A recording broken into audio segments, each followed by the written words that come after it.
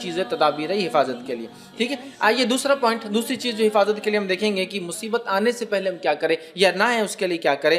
وہ ہے حدیث اس طرح سے ہے جو کہ جامع ترمذی کی اور ابو داؤد میں یہ روایت آتی ہے. اور عبداللہ بن جو ہے خبیب رضی اللہ عنہ اس حدیث کے راوی وہ فرماتے اور کہتے ہیں کہ میں نے اللہ کے رسول صلی اللہ علیہ وسلم سے عرض کیا کہ اللہ کے رسول صلی اللہ علیہ وسلم میں کیا پڑھوں اپنی حفاظت کے لیے، مطلب اپنی حفاظت کے لیے، مصیبتوں کو ٹالنے کے لیے، پریشانیوں سے بچنے کے لیے میں کیا پڑھوں میں. تو نبی اکرم صلی اللہ علیہ وسلم ان کو حل دے رہے ہیں کیا پڑھنا ہے تم کو اپنی حفاظت کے لیے، مصیبت اور پریشانی سے بچنے کے لیے. اور اتنی چھوٹی چھوٹی دعائیں ہیں نا سبحان اللہ، لیکن ہم یہ نہیں کرتے ہیں. اگر کوئی ڈاکٹر بولے آپ کو اللہ نہ کرے شوگر ہو گئی، بی پی ہو گیا، صبح ایک دوا لے لیجئے، شام ایک دوا لیجئے، چھوٹی سی ہے، کتنا پابندی سے بیٹھ کے، حالانکہ کڑوی ہے، مہنگی ہے، مشکل ہے، جان پر آتا نہیں، دل بولتا کھانا، برابر ٹائم لے رہے اس لیے کہ پھر بی پی اور شوگر کنٹرول میں لانا ہے. لیکن اگر ہم وہی کہیں کہ مصیبت، آفتیں، بلائیں، پریشانیاں، مشکلوں کو دور کرنا ہے تو کنٹرول کے لیے ایک اسکار ہے، نہ پیسہ جاتا ہے نہ کچھ، صرف منہ کھولنا ہے نا، لیکن وہ نہیں ہوتا ہم سے. آئیے تو انہوں نے کہا اللہ کے رسول صبح اور شام کے معاملے میں کیا پڑھوں، مطلب حفاظت کے لیے کیا پڑھوں. تو نبی اکرم صلی اللہ علیہ وسلم کو فرماتے اور کہتے ہیں ہر صبح اور شام 3 مرتبہ تم یہ پڑھو. کیا پڑھو؟ قل هو اللہ احد 3 بار صبح اور شام.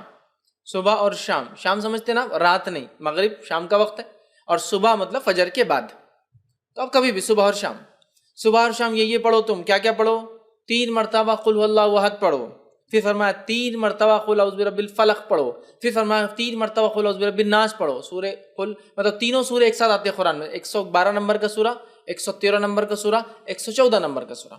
ان 3 صورتوں کو آپ صلی اللہ علیہ وسلم فرما رہے کریں، ان 3 صورتوں کو تم پڑھیں تو آپ کو ہر وقت پریشانی والی چیز سے اللہ تعالیٰ بچانے کے لیے کافی ہو جائے گا. وہ پوچھ رہے ہیں میں کیا کروں، مصیبت، پریشانی، آفت کوئی آ جائے تو آپ صلی اللہ علیہ وسلم سلوشن پیش کریں. سلوشن یہ ہے کہ صبح اور شام 3 مرتبہ سورہ اخلاص، سورہ فلق، سورہ ناس پڑھا کرو. یہ تمہارے لیے کافی ہو جائے گا، مصیبتوں کے لیے، پریشانیوں کے لیے، مشکلوں کے لیے کافی ہو جائے گا. اور اس کے تعلق سے یاد رکھیے ہم اتنی لاپرواہی برتتے ہیں، حالانکہ کتنے چھوٹے سورے ہیں، کتنے عام ہیں، تقریباً سب کو یاد ہوتے ہیں، لیکن یہ ہم سے نہیں ہوتا ہے، یہ نہیں ہوتا. ہاں کوئی مصیبت آ گئی اور کوئی کہے ایک ٹانگ پہ کھڑے رہ کر 11 بار سورہ یاسین پر برابر کر رہے ہیں. آدھی رات کو چھت پہ جا کر ایک ٹانگ پہ کھڑے رہ کے سورہ یاسین 11 بار پڑھو، حالانکہ 8 پہ 10 بار میں نیچے گر کے پڑھتے، دوسرا بار بھی ٹوٹ جاتا جو اچھا تھا.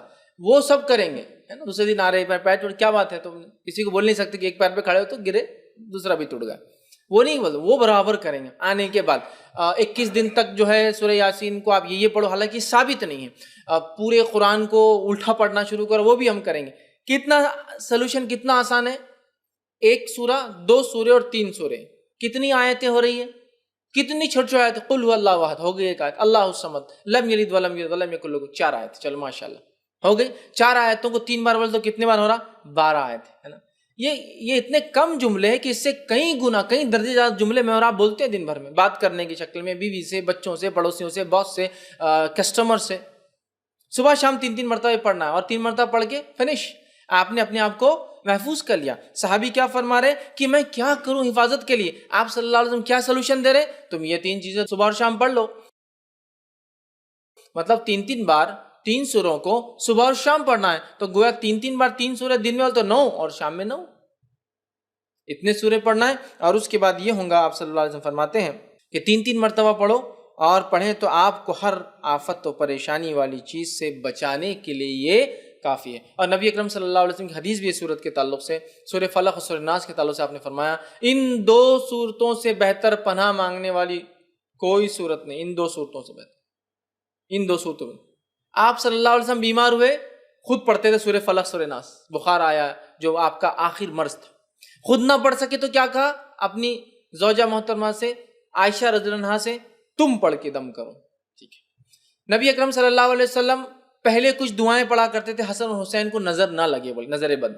جب سورہ فلق سورہ ناس آئی، صحابہ بولتے وہ آپ نے دعائیں چھوڑ کے سورہ فلق سورہ ناس پڑھ کے دم کرنا شروع کر دیا. تو بخار آیا، بیمار ہوئے تو آپ نے یہ پڑھا. بچوں کو نظر نہ لگے تو آپ نے یہ صورتیں پڑھی. آندھی اور طوفان آتی تب بھی آپ یہ 2 صورتیں پڑھتے.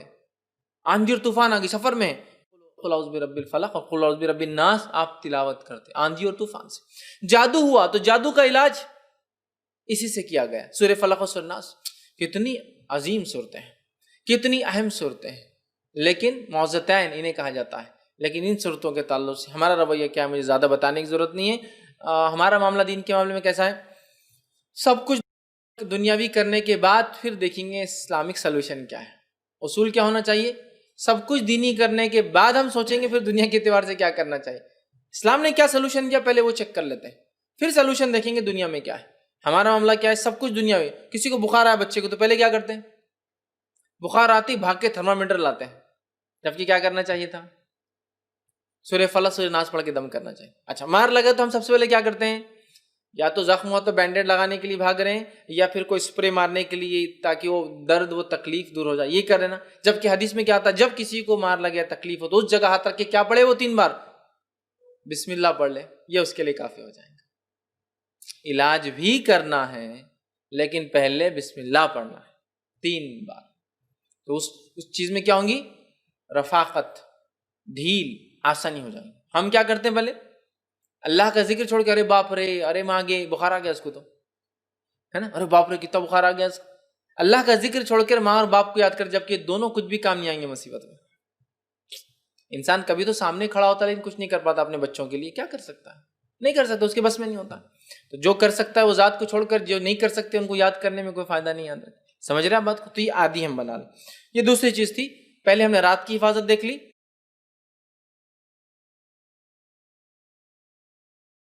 اب ہم نے کیا حفاظت دیکھی؟ صبح اور شام کی حفاظت دیکھ لی.